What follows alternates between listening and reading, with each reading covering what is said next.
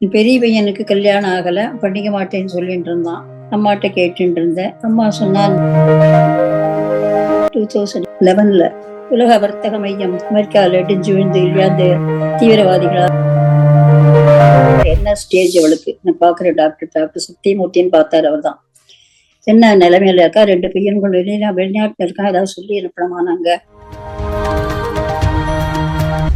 நான் முதல்ல என் அண்ணாமண்ணியோட 83ஆம் வருஷம் நவம்பர் மாசம் அம்மா கோயிலுக்கு போனேன். அண்ணாதான் அழிச்சுன்னு போனார் என்ன. அப்புறம் மறுநாள் நல்ல மழை, மறுநாள் அருள்வாக்கு கேட்டோம். இப்ப கேட்டபோது அம்மா சொன்னா, நீ மாசம் மாசம் என் கோவிலுக்கா வந்து 6 எலுமிச்சம்பழ விளக்கு போட்டுட்டு போ, என்னோட ஆசி உண்டுன்னு சொல்லி பொதுவா சொல்லி அனுப்பிச்சுட்டா. அதுலேருந்து எனக்கு தனியா போக தெரியாது. அதனால தங்க வருவா இல்லை யாரான்னு வருவா, அவளோட மாசம் மாசம் வந்து அம்மா கோயிலுக்கு வந்து விளக்கு போட்டு எல்லாம் பண்ணிட்டு போனேன். அதுலேருந்து தான் ஆரம்பம். மன்றங்களுக்கெல்லாம் போனதில்லை, போக முடியாது, எனக்கு வீட்டுல எல்லாம் கொஞ்சம் பிரச்சனை. கோவிலுக்கு போட்டு மாசம் மாசம் போயிட்டு வந்துருந்தேன். அப்பெல்லாம் பாத பூஜை கிடையாது, வெறும் தட்டு வச்சு தட்டுல வெத்தலை பாக்கு பழம் வச்சு அம்மா கிட்ட நமஸ்காரம் பண்ணினா அம்மாவா ஏதான்னு சொன்னா கேட்டுக்கலாம், நம்மளா கேட்கறதுங்கிறது கிடையாது. பெரிய பையனுக்கு கல்யாணம் ஆகல, பண்ணிக்க மாட்டேன்னு சொல்லிட்டு இருந்தான்.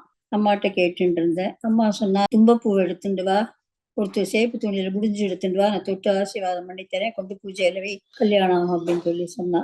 சரின்னு தும்பப்பூ பறிச்சு ஒரு சேப்பு வாயில் துணியில மூட்டை கட்டி எடுத்துட்டு அன்னைக்கு அம்மாவோட 2வது பிள்ளைக்கு கல்யாணம். அம்மா என்ன சொன்னா, கல்யாணம் ஆனா பரவாயில்ல, எத்தனை நாள் ஆனாலும் நீ வந்து பார்த்துட்டுவோ, கல்யாணத்துக்கும் என் சின்ன பையன் வேலைக்கு போயிருந்தான், பணம் அனுப்பிச்சிருந்தான் 5000 ரூபா அம்மாவுக்காக, அது கொண்டு கொடுத்தேன். அம்மா விஐபி பத்திரிக்கை ஒண்ணு கொடுத்துட்டு நீ கல்யாணத்துக்கு வரணும், கல்யாணத்தை இன்னைக்கு சாயங்காலம் எத்தனை நாள் ஆனாலும் அம்மாவோட ஆசீர்வாதம் தொட்டு இந்த தும்பப்பூ தொட்டு வாங்கிட்டு போன்னு சொல்லியிருந்தா. சரின்னு போனேன். போன உடனே அந்த பத்திரிக்கை அம்மா சொன்னா, நீ வந்து ஏதாவது கொஞ்சம் தொண்டு செஞ்சு விட்டு சாப்பிட்டுட்டு வந்து உட்காந்து கல்யாணம் பாருன்னு சொல்லியிருந்தா. ஸோ அந்த ஹேண்ட்பேக் எடுத்துட்டு அங்கே போயிட்டு அங்கே ஏதோ ஒரு நாள் முடிஞ்சு கொஞ்சம் பேருக்கு பரிமாறிட்டு நானும் சாப்பிட்டுட்டு விஐபி பத்திரிக்கை அங்கே போய் உட்காரணும்னா அங்கே போய் உட்காண்டேன். கல்யாணம் முடிஞ்சு சாப்பிட்டுட்டு கோவிலுக்கு வந்து அம்மா வெளியில வரவே இல்லை. ரொம்ப ராத்திரி 7 மணி ஆயிடுச்சு. இனிமே எங்க அம்மா பார்க்க போறோம்னு நினைச்சிருந்தோம். அப்புறம் 7 மணிக்கு மேல அம்மா வீட்டுக்கு கிளம்புறதுக்கு வெளியில வந்தா. நிறைய கூட்டம் 2 பக்கமும் நிற்கிறது. என்ன எல்லாரும் பின்னாடி புள்ளி தொட்டா, நான் கொஞ்சம் குட்டையா இருக்கிறதுனால அம்மாவை பார்க்க முடியல என்னால. அப்புறம் தட்டை மட்டும் வச்சு நீட்டின்னு இருந்தேன். அம்மா கை அங்கேயிருந்து அந்த இடுக்குக்குள்ள கையை விட்டு அம்மா அவ்வளவு தூரம் வந்து என்னோட தட்டுல இருந்த அந்த முடிச்ச தொட்டு பிரசாதத்தை தொட்டு ஆசீர்வாதம் பண்ணி கொடுத்தா. நைட் அங்கேயே ஸ்டே பண்ணிட்டு தங்கையெல்லாம் இருந்தாங்க, அங்கேயே ஸ்டே பண்ணிட்டு மறுநாள் காத்தால கிளம்பி நான் மெட்ராஸ்க்கு வந்துட்டேன். அது முதல் அனுபவம் அதுதான். அதுக்கப்புறம் அடிக்கடி இப்படி போயிட்டு இருப்பேன். அப்புறம் அம்மா மாலை போட்டு பாத பூஜை இது மாதிரி நமஸ்காரம் பண்ணி தான் கேட்கறது, அப்போலாம் பாத பூஜை கிடையாது. அம்மா போயிருந்த போது அம்மா சொன்னா, குடும்பத்தோட மாலை போட்டுக்கோ அப்படின்னா. எங்க வீட்டுல என்னையும் வேற யாரையும் தவிர குடும்பத்துல யாருக்கும் நம்பிக்கை கிடையாது.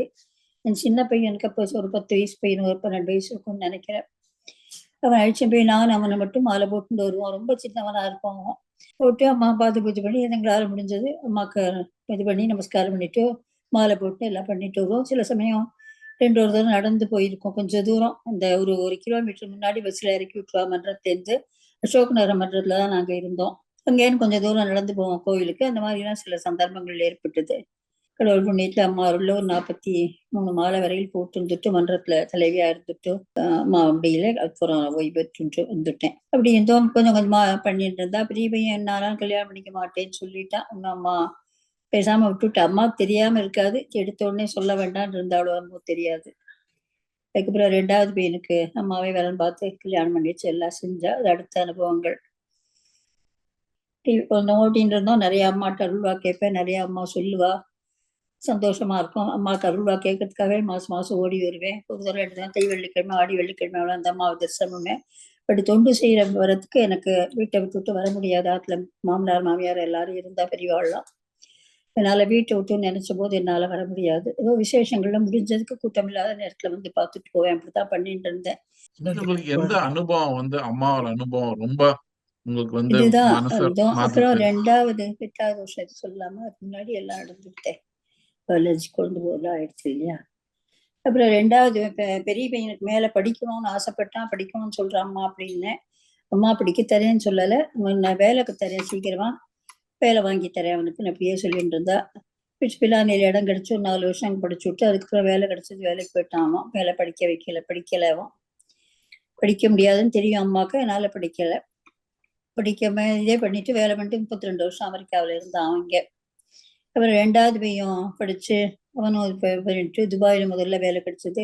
அவன் ஏதாவது வெளிநாட்டில் வேலைக்கு போகணும்னு ஆசைப்பட்டான். அம்மா கிட்ட வேண்டின்ட்டு நான் 48 நாள் 2 வேளையும் 1008 படிக்கிறேன், அம்மா நீ தான் கொடுக்கணும் எனக்கு வேண்டின்ட்டு 1008 படிச்சுட்டு இருந்தேன். 48 நாள் முடியறதுக்கு முன்னாடி இந்த தங்க ஒரே ஒரு தங்க தான் எனக்கு, அக்கா பெரியவாள்லாம் இல்லை இப்போ. அதனால அவளும் நான் தான், அவளோட குழந்தைகள்லாம் வந்திருந்தாங்க அமெரிக்காவுக்கு, இந்தியாவுக்கு வந்திருந்தா அவளோட பொண்ணு மாப்பிளையும். அம்மாட்ட அருள்வா கேட்க போயிருந்தோம் அவளுக்காக. அம்மா எல்லாம் சொல்லிட்டு அப்போ நான் கேட்டேன், இந்த மாதிரி பையன் வெளிநாட்டுக்கு போகணும்னு ஆசைப்படுறாம்மா, என்ன பண்ண முடியும் அப்படின்னு. நீதான் விழுந்து விழுந்து வேண்டின்னு இருக்கிய, என்ன எப்படி இப்படி விடுவேன், விட மாட்டேன், வேலை தருவேன், நீ கவலைப்படாது அப்படின்னா. அப்புறம் கூடிய சீக்கிரமே ரொம்ப இது இல்லாமல் உடனேவே வேலை கிடைச்சுடுத்து. துபாயில் இதில் இருந்தான், மஸ்கட்டில் இருந்தான், ஒரு 2 வருஷம் வந்தான். அதுக்கப்புறம் அங்கேயே இந்த அம்மா அமெரிக்காவில் வேறு வேலை பார்த்து கொடுத்து அமெரிக்காவுக்கு அனுப்பிச்சுட்டா. ஒவ்வொரு நிகழ்வும் ஒவ்வொரு காரியமும் அவனுக்கு அம்மாவை கேட்டு தான் செய்யணும், அந்த அளவுக்கு அவனுக்கு ரொம்ப ஈடுபாடு அம்மா கிட்டக்க. அம்மாவும் அங்கிட்ட வந்தா நிறைய பேசுவா, குழந்தைகிட்ட பேசினா அம்மாவுக்கு பிடிக்கும், நான் நிறைய பேசுவா அவனோட. ரொம்ப அப்படிதான் இருந்தது. அப்புறம் கல்யாணத்துக்கு முதற்கொண்டு கேட்டேன், ஏதோ வரன் வந்து தெரிஞ்ச உறவுல, தூரத்து உறவுல தான் வந்தது. அப்போ அம்மாட்ட கேட்டேன், அம்மா கல்யாணத்துக்கு இவனுக்கு வரன் வந்திருக்கு, நான் என்ன பண்ணட்டும் அப்படின்னு. அம்மா சொன்னா, இந்த பொண்ணைய பார்த்து கல்யாணம் பண்ணி வச்சுடு, நல்லா இருக்கும், கவலைப்படாத அப்படின்னா. ஒரு வீடு ஒன்று பார்த்துருந்தோம் அவனுக்காக. நான் வீடுக்காக அம்மா வீடு வாங்கட்டுவான்னு நான் கேட்டேன். எங்க வீட்டுக்காரர் வந்து கல்யாணத்துக்கு இந்த வரன் வந்திருக்கு பார்க்கட்டுவான்னு கேட்டேன். அம்மா இதை முடிச்சு விடுன்னு சொன்னா. சரி, வீட்டை முடிச்சாலா கல்யாணத்தை சொன்னாலா எனக்கு தெரியல. மறுபடியும் கேட்டேன், அம்மா நீ வீட்டுக்கு முடிக்க சொன்னியா கல்யாணத்துக்கு சொன்னியா? அவனுக்கு புரியறது உனக்கு இன்னும் புரியவே இல்லை பாரு, இத்தனை நாள் என்னோட கிட்ட வந்துட்டு அப்படின்னு சொல்லிட்டு, கல்யாணத்தை வந்து முதல்ல இந்த இடத்த முடிச்சுடு, நான் எல்லாம் பார்த்துக்கிறேன் அப்படின்னு சொல்லியிருந்தா. நான் சின்ன பையனுக்கு நல்ல வரனா பார்த்து கொடுத்துறேன், நல்ல பொண்ணா பார்த்து நம்ம மாமியார் ஆசையா இருக்க மாதிரி நல்ல பொண்ணா பார்த்து உனக்கு கல்யாணம் பண்ணி வச்சு குடும்பத்தை எதிர்படுத்தி அவனுக்கு அப்புறம் கூடிய சீக்கிரம் பண்ணி கொடுத்துட்றேன் அப்படின்னு அம்மா சொன்னா. அப்புறம் அம்மாட்ட சொன்னதுக்கு வீடு வாங்கிடு அப்படின்னு சொன்னா. அம்மா வீடு வாங்கி கல்யாணம் பண்றதுக்கு ரெண்டுக்கும் என்கிட்ட பணம் எல்லாம் அவ்வளவு கிடையாதும்மா, நீயா பண்ண போறேன், நான் தானே பண்ண போறேன், கணத்துல விழுந்தா விழேன், சரின்னு சொல்லு, பதில் சொல்லாத, நான் தானே பண்ணி தரப்போறேன், நீயா பண்ண தரப்போற அப்படின்னா. சரின்னு கல்யாணத்துக்கு முன்னாடியே வீடும் அவனுக்கு முடிஞ்சு போயிடுது. இடத்துக்கு உனக்கு பிடிச்ச வீடா நீ பார்த்து நிச்சயம் பண்ணிவிடு, நான் முடிச்சு தரேன்னு சொன்னா. அதே மாதிரி வீடு பிடிச்சிருந்த வீடை பார்த்தோம், அப்புறம் பண்ணி நல்லபடியா வீடு வாங்கி முடிச்சாச்சு. உடனே கல்யாணமும் அம்மா நிச்சயம் அதே வர பொண்ணையே பார்த்து வரன்னு பார்த்து பண்ணி கொடுத்தா. அப்புறம் திருமங்கல்யம் எடுத்துன்னு போனேன், அம்மா தொட்டு ஆசீர்வாதம் பண்ணி கொடுத்து எல்லாம் பண்ணினான்.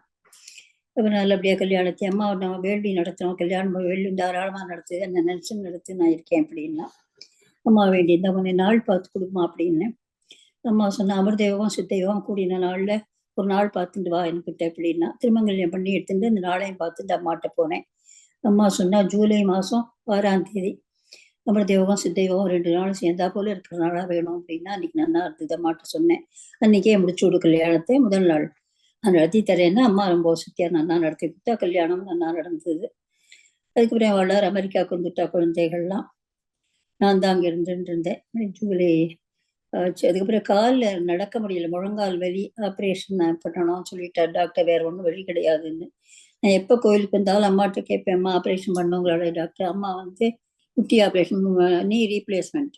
அப்போ அம்மா என்ன சொன்னா, நீ கால் ஆப்ரேஷன் பண்ணிக்காத அப்படின்பா என்கிட்ட. எனக்கு நான் பொறுத்து பார்த்தேன், ரொம்ப வலி தாங்கவே முடியல, வீட்டுக்குள்ள உட்கார கூட முடியல, படுத்துட்டே இருந்தேன் எப்போ பார்த்தாலும். அப்புறம் ரொம்ப எல்லாருக்கும் வச்சுண்டா பக்கத்துல மேயோட் ஹாஸ்பிட்டல் இருந்து மணப்பாக்கத்துல இருந்தோம் நாங்கள்.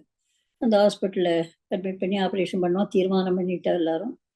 எனக்கு அம்மா சொன்னதுதான் மெயினாக இருந்தது, ஆனால் வலியும் பொறுக்க முடியல, என்ன செய்யறதுன்னு தெரியல. அம்மாவோட 2வது பொண்ணுக்கு கல்யாணம். அந்த கல்யாணத்துக்கு பொன்னிக்கு அதுக்கு முன்னாடி 2 நாள் முன்னாடி போனேன். ரொம்ப எப்போ நான் மௌனமாக இருந்தால் கூட அம்மா நான் படி ஏறினதும் நீ நடந்து வந்து பார்த்தா எனக்கு ரொம்ப கஷ்டமாக தான் இருக்கு. கை ஜாடை காமிப்பா, கால் அறுத்து ஆப்ரேஷன் வேண்டாம் ஜாடையான்னு காமிப்பா அம்மா. தீவிரமா சொல்றாளே வருத்தப்பட்டு அம்மாவோட பொண்ணு கல்யாணத்துக்கு இங்க மண்ணி அழிச்சுட்டு கோயிலுக்கு போனோம். அம்மா கிளம்புறதுக்கு முன்னாடி கோயிலுக்கு போன உடனே அம்மா உட்காண்டு இருந்தா, திருமதி அம்மா பக்கத்துல நின்று இருந்தா. அப்புறம் நான் அம்மாட்ட வேண்டின்னு, அம்மா நாளைக்கு ஆப்ரேஷன் பண்ணணும்னு சொல்லிட்டேன், நாளைக்கு போய் அட்மிட் ஆகணும்னு சொல்லிட்டா, கல்யாணம் வெள்ளிக்கிழமை, சனிக்கிழமை கல்யாணம் அட்மிட் பண்ணணும்னு சொல்லிட்டா, நான் என்ன பண்ணுவேன்னு தெரியல, நீ வேண்டாங்கிற, எனக்கு ஒரு வெளி சொல்ல மாட்டேங்கிறியே, வருத்தப்பட்டேன்.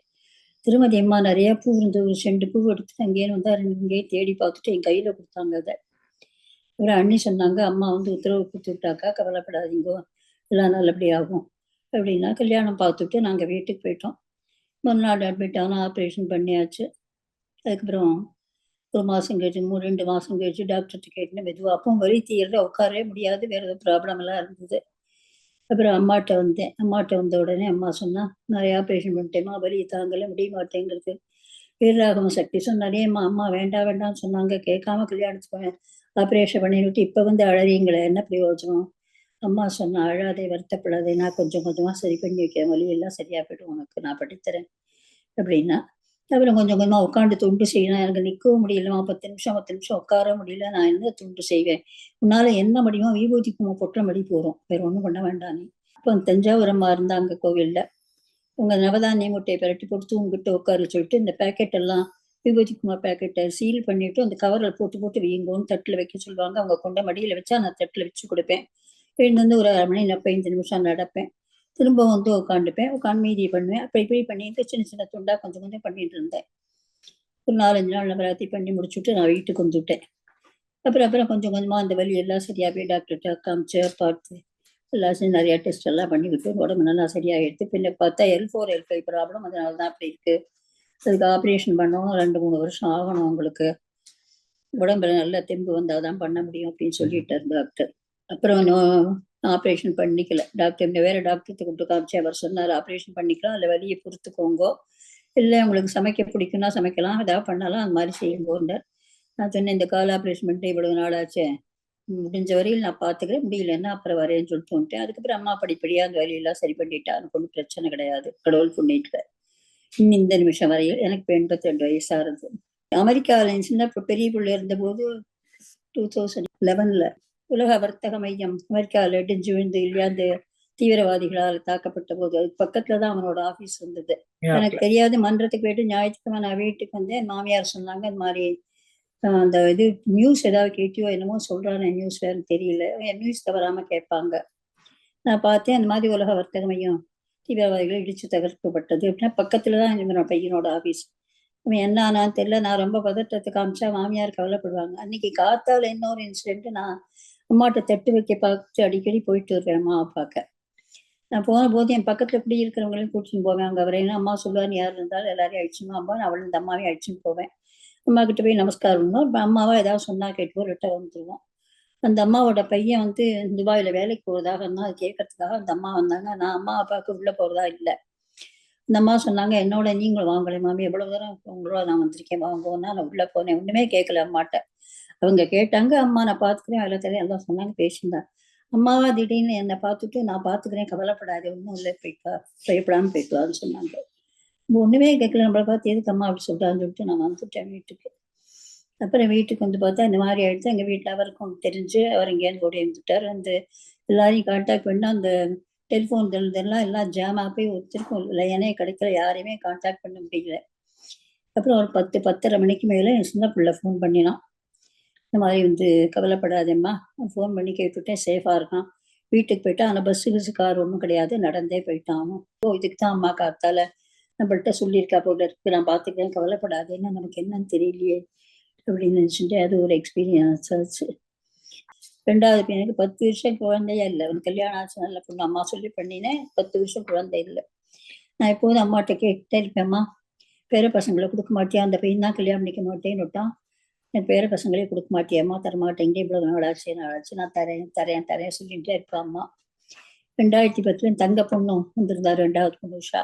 அவளை வந்து அம்மாட்ட அழிச்சுன்னு போய் தரிசனம் பண்ணி வைன்னு சொல்லியிருந்தா தங்க. சரி, அவளை அழிச்சு அம்மாட்ட போனேன். அவளுக்கு அம்மா சில அட்வைஸ் எல்லாம் பண்ணினா. நான் சொன்னேன், அம்மா பேர பசங்களை எப்போ தர போகிறேன், எனக்கு அது சொல்ல மாட்டேங்கிறியே அப்படின்னு. அம்மா சொன்னா, 2 வருஷம் போகட்டும், அமிர்த யோகம் சித்த யோகம் கூடின தருணத்துல பூர நட்சத்திரத்துல 1க்கு 2 அவனுக்கு பேர பசங்களை கொடுப்பேன் அப்படின்னு சொன்னான் அம்மா.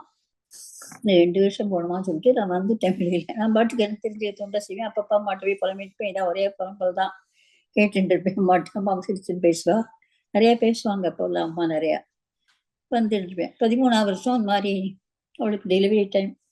டாக்டர் 2 குழந்தைகள்னு சொல்லிட்டாங்க மருமகளுக்கு. 2 குழந்தை சொல்லி, நீ தான் வரணும் அம்மா, அவள் அம்மா அப்பா எல்லாம் முன்னாடி போய் அப்பதான் இருந்தா, அதனால மறுபடியும் உடனே வரவிட மாட்டான், இந்த ஏர்லைன்ஸ் எல்லாம் தகராறா இருக்கும் அமெரிக்காவில், நீ வந்துடும் டெலிவரிக்குன்னா. நானும் மாமா போதா டிக்கெட் எல்லாம் வாங்கி ரெடி பண்ணியாச்சு. அப்படி வாங்கி வச்சுட்டோம்.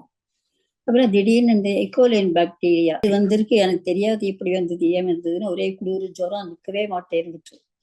அப்புறம் எங்க தெரிஞ்ச டாக்டர் ஒருத்தட்ட கொண்டு காமிச்சோம், இப்படி ஜுரம் எப்ப பார்த்தாலும் வருது, மாத்திரை சாப்பிட்டா நிற்கிறது, திருப்பி ஜுரம் அப்படியே பண்ணிட்டு இருந்தது. அப்புறம் அவர்கிட்ட கேட்டா, ராமச்சித்தாவில் போய் அட்மிட் ஆகிக்கோங்க, நாங்க டாக்டரா இருந்திருக்கேன், நான் லெட்டர் தரேன்னார். அங்க போய் அட்மிட் ஆன உடனே அவ பார்த்துக்கிட்டு எமர்ஜென்சியில பண்ணி வச்சுட்டா, அட்மிட் பண்ணி விட்டா. அங்கேயே படுத்திருந்தோம். மறுநாள் எனக்கு இங்கிலீஷ் பர்த்டே நர்ஸ் எல்லாம் நீங்க இன்னைக்கு ஹாப்பி பர்த்டே பார்ட்டி, உங்களுக்கு 71 பர்த்டே அப்படின்னு சொல்லிட்டு, எனக்கு தெரிய ஞாபகம் இல்லை. அப்புறம் ஒரு நாள் 2 நாள் இங்கே இருந்தா, அப்புறம் கொஞ்சம் கொஞ்சம் அது ஒரு ட்ரீட்மெண்ட் எல்லாம் கொடுத்தா பார்த்தா, அப்புறம் வேற வார்டுக்கு மாத்திட்டாங்க. அப்போ அங்கேயும் எனக்கு எனக்கு உடம்புல ஒன்றும் பாதை தெரியல, நான் படுத்திருந்தேன். ஆனால் டாக்டர்லாம் போறவங்க வரவங்க எல்லாம் பார்த்துட்டு உதட்ட பிரிக்கிட்டு போவாங்க, அந்த கேஸ் ஷீட்டை எடுத்து பார்த்துட்டு ரொம்ப பரிதாபமா பார்த்துட்டு போவாங்க. நமக்கு என்ன வந்து எதுக்கு இவ்வளோ இவ்வளோ வருத்தப்பட, நம்ம நல்லா தானே இருப்போம் நான் நினச்சிப்பேன், எனக்கு தெரியாது. அதுக்கப்புறம் ஒரு ஸ்டேஜுக்கு மேலே போனப்போ என்னோட எமர்ஜென்சியில் தான் அப்போ வச்சிருந்தா. என்னோட நாத்தனார் பொண்ணு வந்து கேட்டா, மாமன் மாதிரி இருந்துட்டே இருக்காங்களே, மாமா ரொம்ப கவலைப்படுறாரு, என்ன ஸ்டேஜ் அவளுக்கு? நான் பார்க்குற டாக்டர் சத்தியமூர்த்தின்னு பார்த்தாரு. அவர் தான், என்ன நிலைமையில இருக்கா, 2 பையன்கள் வெளிநாட்டில் இருக்கா, ஏதாவது சொல்லி அனுப்பணுமா நாங்க? அவர் சொன்ன, வெளிநாட்டு இருந்தா சொல்லிடுங்கம்மா, கொஞ்சம் பார்ப்போம், சரியா வரல, நிறையா பண்ணி பார்த்துட்டோம், வரலைன்னா நாங்க வெண்டிலேட்டர்ல போட்டுருவோம் அப்படின்னு விட்டாங்க. அப்புறம் பெரிய பையன் சின்ன பையன் எல்லாரும் ஃபோன் பண்ணிட்டா. இந்த பொண்ணுக்கு 10 மாசம், 2வது மருமகளுக்கு சின்ன பிள்ளை வர முடியாது, பெரியவன் தான் வர நிலைமையில இருந்தது. டாக்டர் ஏதோ ட்ரீட்மெண்ட் எல்லாம் பண்ணினாங்க, என்ன பண்ணினாங்க எப்படியானு எனக்கு தெரியல, நல்லபடியா பிழைக்க வச்சு எழுப்பி விட்டுட்டாங்க. அது அந்த உடம்பு ரெக்கவராகி நான் நார்மல் வரத்துக்கே எனக்கு ஒரு கிட்டத்தட்ட 1 மாசம் ஆச்சு. ஆனா ஹாஸ்பிட்டல்ல இருந்து நான் என்ன பண்ணேன், எனக்கு தெரிஞ்ச பையன் ஒருத்தன் வெங்கடேசன் இருக்கான் கோயில்ல, அந்த பையன்கிட்ட சொல்லி, எங்க அம்மாட்ட பாத பூஜை பண்ணி அருள்வாக்கி கேளு, மாதிரி அக்காவுக்கு முடியலையேன்னு சொல்லி அம்மாட்ட போய் கேட்டிருக்கான். அம்மா சொல்லியிருக்கா, கவலைப்படாத நான் பார்த்துக்கிறேன்மா பதில் சொல்லியிருக்கா ஒரு வார்த்தை. அதுக்கப்புறம் நான் நல்லபடியாக டிஸ்சார்ஜ் 12 நாள் 15 நாள் போல இருந்துவிட்டு நான் அப்புறம் வீட்டுக்கு வந்துவிட்டேன். வந்து அப்புறம் கொஞ்சம் கொஞ்சமா உடம்பு சரியாச்சு. என் தங்க உடனே வந்துட்டா, எனக்கு உடம்பு சரியாச்சு சொல்லி அவளும் விழுந்தடிச்சு ஓடி விட்டான், பெரிய பிள்ளையும் ஓடி வந்துட்டான், 2 பேரும். அப்போ வந்து பார்த்துட்டு அம்மாட்ட மறுநாள் கோயிலுக்கு போயிட்டு அம்மாட்ட கேட்டிருக்கா. அம்மா அப்போ சொல்லிட்டுக்கா, உங்க அக்கா மேலேயே போயிட்டு ஏற்கனவே நான் டாக்டரால் ஒன்றும் பண்ண முடியலன்னு சொல்லிட்டான். டாக்டர்லாம் அப்படிதான் நடந்துட்டு இருந்தா. சொல்லிட்டா, நான் அவளை போன உயிரை காப்பாத்தி பத்திரமா கொண்டுட்டு, நீ செஞ்ச தொண்டுக்காக அதுவும் அப்படின்னு அம்மா அவள்கிட்ட சொல்லியிருக்கா. அதுக்கப்புறம் கொஞ்சம் கொஞ்சமா வந்துட்டு ஒரு 2-3 மாசம் ரெஸ்ட்ல இருந்துட்டு, நான் ஊருக்கு போற மாதிரி இல்லை, டாக்டர் 4 மாசம் அவங்க டிராவல் பண்ணக்கூடாதுன்னு விட்டார். அப்புறம் மருமகளோட அம்மா வந்து ரெட்டை குழந்தை பிறந்த, அம்மா சொன்ன மாதிரி அதே மாதிரி அமிர்தேவம் சித்தேவத்துல பூரா நட்சத்திரத்துல ஒரு பொண்ணு ஒரு பையன் ரெட்டை குழந்தை ட்வின்ஸ் வந்து இப்ப 10 வயசு ஆயிருக்கு, குழந்தைகள் நடந்துட்டு இருக்கு. அம்மாவோட கருணையினால நல்லபடியா பண்ணி கொடுத்தாங்க அம்மா. அதுக்கப்புறம் நாங்கள் ஒரு மார்ச் மாசம் அம்மாவுக்கு மெடிக்கலுக்காக நாங்கள் பணம் கலெக்ட் பண்ணி அம்மாட்ட கொடுப்போம். கொடுத்துட்டு மறுநாள் கிளம்பி இங்கே வந்துட்டு அப்புறம் பார்த்து இந்த 8 மாசம் குழந்தைகளோட இப்போ வந்திருக்கேன், அமெரிக்காவுக்கு தான் வந்திருக்கேன். 52 வயசாகுது. ஏதோ என்ன இருந்த உடம்புல இருந்த அவ்வளவு காம்ப்ளிகேஷன்ல அம்மாவா பார்த்து அழிச்சுட்டு வந்திருக்கேன், அவ்வளவுதான். என்னோட முயற்சி இந்த நிமிஷம் வரையில் எந்த காரியத்தையும் கிடையாது, எல்லாமே அம்மா தான். இந்த மாதிரி என் சின்ன பையனும் ஏதோ ஒன்னானாலும் அம்மாவை கேட்டுதான் அந்த வீடு கட்டினான், நல்ல வீடு புதுசா கட்டியிருக்கான். நான் வீடு கட்டுறதுக்கு அம்மாட்ட கேட்டேன், அம்மா தனியா வீடு கட்டணும்னு ஆசைப்படுறேம்மா, கட்டலாமா, நீ கட்டு தாராளமா பண்ணு, நான் கூட வந்து எல்லாம் பண்ணித்தேன், உனக்கு இன்னும் ஒரு வீடு பாக்கி இருக்கு, நான் கட்டித்தரேன் அப்படின்னு சொல்லி அம்மா சொன்னா. வீடு நல்ல வீடா அமைஞ்சு போச்சு. ஒவ்வொரு காரியத்துக்கும் அம்மாட்ட தான் கேட்பேன், வேலை ப்ரமோஷனா, வேலை மாறணுமா. நவராத்திரி போது கூட நான் செவ்வாய்க்கிழமை அம்மா அகண்ட இறக்குற அன்னைக்கு நான் கோவிலுக்கு வந்திருந்தேன். ரொம்ப அப்புறம் முடியாம எடுத்து ரொம்ப கொஞ்சம் கொஞ்சமா முடியல எனக்கு, அதனால யாராவது துணை இருந்தா வருவேன். வந்து அம்மாவை பார்த்துட்டு தரிசனம் பண்ணிட்டு அகண்டா இறக்கி நாங்க பார்த்துட்டு நான் கிளம்பி வந்துட்டோம். அழகண்டா இறக்க நாழியாகுதுன்னு சொன்னா வந்தோமா, ஞாபகம் இல்லை எனக்கு. அப்புறம் பார்த்தா செவ்வாய்க்கிழமை வந்தோம்னு நினைக்கிறேன், வியாழக்கிழமை அன்னைக்கு அம்மா இது மாதிரி சமாச்சாரம் கேட்டுது. ஆத்மாத்மா உள்ள நுழைஞ்சது. எத்தனையோ பிரச்சனைகள், எத்தனையோ கஷ்டங்கள். 3 மணிக்கு எழுந்து இந்த 1008 படிச்சா நல்லதுன்னு சொன்னான் என் தங்க. 2 வருஷ காலம் படித்தேன். அப்புறம் ஒரு நிர்பந்தம், இப்படி அண்ணாக்கு ரொம்ப உடம்பு சரியில்லை, கேன்சர் வரைக்கும் ஒரு மாசம் பார்த்துக்க முடியாச்சு. அப்ப ஸ்ட்ரெயின்ல அது விட்டு போயிடுது. மறுபடியும் படிச்சுட்டு இருக்கலாம், நம்மளோட சோம்பேறித்தன்மை வச்சுக்கோங்களேன், அவ்வளவுதான் தெரியுது. அதை மறுபடியும் முயற்சி எடுத்து படிக்க விடலை. அப்ப நடுவுல எல்லாம் தூங்கிடுவேன், பாதி சமயம். இப்போ தூங்கிட்டே வாயானா மந்திரம் சொல்லிட்டு இருக்கோம். அம்மாட்ட கேட்டேன், அம்மா நான் தூங்கிட்டு போயிடுறேன், என்னமா தூங்கிட்டே படிக்கிறேனே, நான் பண்ற பூஜையை நீ ஏத்துக்கிறியா எனக்கு தெரியலையே. இப்ப அம்மா சொன்னா, உனக்கு இருக்கிற பிரச்சனைக்கும் கஷ்டத்துக்கும்மா நான் உன் பூஜையை நான் ஏத்துக்காம இருந்திருந்தேன்னா நீ தற்கொலை பண்ணிட்டு போயிட்டு நாளைக்கு இருந்திருக்க மாட்டேன். அம்மா பிறந்த நாளைக்கும் தரிசனம் பண்ணோம் அப்படின்னு சொல்லி சொன்னேன். பாயன் தரிசனம் பண்ணலாம் என்ன, நம்ம அவ்வளோ கூட்டம் இருக்க லேடிஸ் பூந்து வரதுக்கு எனக்கு கால் சரியில்லை. அப்புறம் ஆப்ரேஷன் பண்ணல, 2006 தான் ஆப்ரேஷன் பண்ணிட்டேன். அதுக்கு முன்னாடி ரொம்ப கால் சரியில்லை, அதனால காலும் நடக்க முடியலம்மா, என்னால் வேகமாக நடக்க முடியல, எல்லாரும் தள்ளி விட்டு விட்றா, பிடிச்சி இழுத்து விடுறாம்மா, என்னால் முடியலையே அப்படின்னேன். நீ வா, நான் மேனேஜர்ன்ட்டு உன்னை உள்ளே கூப்பிட்டுக்கிறேன் அப்படின்னா. ஏம்மா விளையாடுறீங்க, இதெல்லாம் நடக்கிற காரியமா அப்படின்னு சொன்னேன். நீ வா அப்படின்னா அம்மா. அன்னைக்கு நானும் போனோம். அந்த பூமாலை பில்டிங்கில் தங்கி நைட் படுத்துட்டு காத்தால் 4 மணிக்கெலாம் எழுந்து ரெடியாகி வெளியில் வந்து எங்கள்கிட்ட பேட்ஜி கிட்ஜி ஒன்றும் கிடையாது, அதனால சிவசிவா வெளியிலே நின்றுட்டு இருந்தோம். அப்புறம் வந்து ஒரு பெண் தொண்டர் ஒருத்தர், சக்தி தொண்டர் ஒருத்தர் வந்தாங்க. எதுக்கு எங்கே நிற்கிறீங்க, வாங்க எம்பின், வாங்க தெரிஞ்சவங்க தான், வாங்க எம்பினோட. நான் சொன்னேம்மா எங்கள்கிட்ட எல்லாம் பேட்ஜ் இல்லை, உடனே சேர்த்து திட்ட போகிறாங்க, வேண்டாம் வரல, எனக்கு சிறப்பு தொண்டர்னு பேட்ஜ் கொடுத்துருக்காங்க, நான் வச்சுன்னு போனால் ஒன்றும் சொல்ல மாட்டாங்க, எம்பினோட வா அப்படின்னு சொல்லி லைனில் கொண்டு சேர்த்து விட்டாங்க. உள்ளுக்குள்ளேயே தான் போய் லைன்லாம், வெளியிலலாம் அவ்வளோ நிறையா இல்லை. என்ன எனக்கு முன்னாடி அண்ணி நின்றுட்டு இருந்தாங்க. அவங்கள பார்த்து அம்மா கையை 2 விரலால் கண்ணை காமிச்சு பார்த்தியான்னு ஜாடை காமிச்சாங்க. என்ன அவங்கன்னு வச்சு தலையாட்டினாங்க. மறுபடியும் நான் வந்து என் லைன் வந்து திருப்பியும் காமிச்சாங்க. நான் சொன்னேன், பார்த்தேம்மா ரொம்ப சந்தோஷம், கையெழுத்து கும்பிட்டு மனசு வாயால் சொல்லி, நான் சொன்னது அம்மாவுக்கு அதில் எங்கே விழுந்திருக்கும், அம்மாவுக்கு தெரியாது, எதுவும் கிடையாது அப்படின்னு சொல்லிட்டு நான் வெளியில் வந்துவிட்டேன். நல்லபடிய ஹாய் கற்றுட்டேன். அதுக்கு ஆனால் எங்கே போனாலும் வெளியில் போனாக்கா அம்மாக்கிட்டேருந்து ஒரு வேப்பலை எடுத்து தலையில் வச்சுட்டு, அம்மா அவனை நம்பி என் பொறுப்பெல்லாம் அவங்ககிட்ட ஒப்பிச்சாச்சு, இனிமேல் என் பொறுப்பு எதுவும் கிடையாது, நான் இந்த படி இறங்கினேன்னா நீ தான் என்னை காப்பாற்றுற, எங்கே எப்படி அழிச்சும் போவியோ என்ன பண்ணுவியோ எனக்கு தெரியாது, கோவிலுக்கு போனாலும் சரி வேறு எங்கே போனாலும் சரி நீ தான் பண்ணாலும், வீட்டையும் பத்திரமா பார்த்துக்கோ, வீட்டுக்காரர் தனியாக இருக்காருமா, வேறு யாரும் கிடையாது, பார்த்துக்கோ சொல்லிட்டு போவேன். அந்த மாதிரி போயிட்டு வந்த உடனே அம்மா வந்துவிட்டேன், எல்லா காரியமும் நல்லபடி ஆகிடும், கோவிலுக்கு போயிட்டு இருந்தாலும் டயத்துக்கு கழிச்சு வந்துடுவோம், எந்த பிரச்சனையும் இருக்காது. வந்த உடனே அம்மாவுக்கு நமஸ்காரம் பண்ணிவிட்டு அப்புறம் அடுத்த வேலையை நான் பார்ப்பேன். அப்படி இருக்கிற போது ஒரு பிறந்த நாள் போது தங்க கேட்டுட்டு இருந்தா அம்மாட்ட, அம்மா தரிசனம் கிடைக்குமா, பிறந்த நாள் தரிசனம் கேட்டுட்டு இருந்தா. நான் சொன்னேன், அம்மா எனக்கும் பிறந்த நாள் தரிசனம் கிடைக்கணும் அப்படின்னு, நான் தான் எப்போதும் உன்னோடய இருக்கேன்னு, அப்போ எனக்கு கவலைப்படுறேன் நான் கிட்ட பதில். நம்ம அப்படி மனசுக்குள்ள வேண்டது கூட அம்மா அவ்வளோ ஒரு காதில் வந்துட்டு போல இருக்குன்னு நினைச்சு எனக்கு ஒரே சந்தோஷம். இந்த நம்பிக்கையில தான் மனசு ஒவ்வொரு காரியத்துக்கும் இன்னி வரையும் இருந்ததெல்லாம் அமெரிக்கா வரும்போது கூட பேசாச்சு, தனியா போக முடியல. அப்புறம் தெரிஞ்ச பொண்ணு ஒத்தி வந்தாங்க, அவளோட நான் வரும்படியா வந்தேன். எப்படி வந்தேன்னு எனக்கு தெரியாது, ஆனா அம்மா தான் அவளை பார்த்து ஒவ்வொரு காரியமும் பத்திரமா ஜாக்கிரதையா எந்த கஷ்டமும் இல்லாம அழிச்சு வந்தாங்க. அதனால இப்பவும் சரி எப்பவும் சரி அம்மா என்னோட இருக்காங்க. 1008 படிக்க முடியல என்னால, இப்போ இது ஒண்ணுதானே வழிய, மற்றபடி கடவுள் அருளால ஓடின்னு இருக்கு. முடிஞ்சவரை படிச்சேன், ஒரு 4 வருஷமாச்சு 1008 படிக்க முடியல, 1008 தான் படிச்சுருக்கேன். 1008 படிச்சா புத்தகத்தை எடுத்தா தூக்கம் வந்துடுது, இவ்வளவு நாள் இல்லாம இப்ப இருக்கோம். அது கொஞ்சம் கஷ்டமா வருத்தமா தான் இருக்கு, என்ன பண்ண முடியும், தெரிஞ்சதை ஏதோ பண்ணிட்டு இருக்கேன், அவ்வளவுதான். நான் மனசுக்குள்ள அம்மா எப்போதும் இருக்கா. ஓம் சக்தி. அம்மாவை நினை மனமே, மேல்மருவூர் அம்மாவை நினை மனமே. Please like, share, and subscribe to the Bangaru Amma Global YouTube channel for more inspiring and uplifting videos like this one.